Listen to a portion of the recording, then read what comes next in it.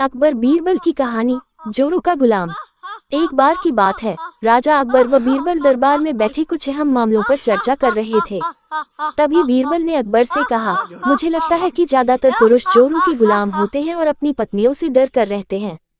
बीरबल की यह बात राजा को बिल्कुल भी पसंद न आई। उन्होंने इस बात का विरोध किया। इस पर बीरबल भी अपनी बात मनवाने पर अड़ गए। उन्होंने राजा से कहा कि वे अपनी बात को सिद्ध कर सकते हैं, मगर इसके लिए राजा को प्रजा के बीच एक आदेश जारी करवाना होगा।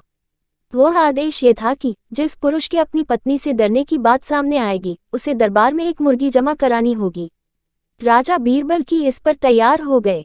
अगले ही दिन प्रजा के बीच आदेश कराया गया कि अगर यह बात सिद्ध हो जाती है कि कोई पुरुष अपनी पत्नी से डरता है, तो उसे दरबार में आकर बीरबल के पास एक मुर्गी जमा करवानी होगी।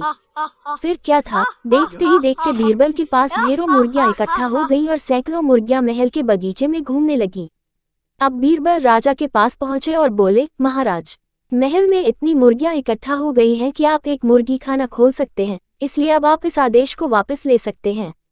मगर महाराज ने इस बात को गंभीरता से नहीं लिया और महल में मुर्गियों की संख्या धीरे धीरे और भी ज्यादा बढ़ने लगी। इतनी अधिक मुर्गियां महल में जमा हो जाने के बाद भी जब राजा अकबर बीरबल की बात से सहमत नहीं हुए, तो बीरबल ने अपनी बात सिद्ध करने के लिए एक नया उपाय निकाला। एक दिन बीरबल राजा के पास गए और बोले, महाराज, मैंने सुना है कि पड़ोस के राज्य में एक बहुत ही खूबसूरत राजकुमारी रहती है। अगर आप चाहें तो क्या मैं आपका रिश्ता वहां पक्का कराऊं? ये सुनते ही राजा चौंक उठे और बोले, बीरबल, तुम ये कैसी बातें कर रहे हो? महल में पहले से ही 2 महारानियां मौजूद हैं। अगर उन्हें इस बात की भनक भी लगी तो मेरी खैर नहीं होगी। ये सुनकर बीरबल ने तपाक से जवाब दिया, चलिए महाराज, फिर तो आप भी मेरे पास 2 मुर्गियां जमा करा ही दीजिए।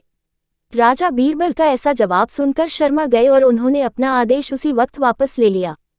कहानी से सीख। अकबर बीरबल की इस कहानी से हमें ये शिक्षा मिलती है कि बातों की चतुराई से हम किसी भी बात को मनवा सकते हैं। जरूरत है तो बस बीरबल की तरह चतुराई से अपना पक्ष रखने की।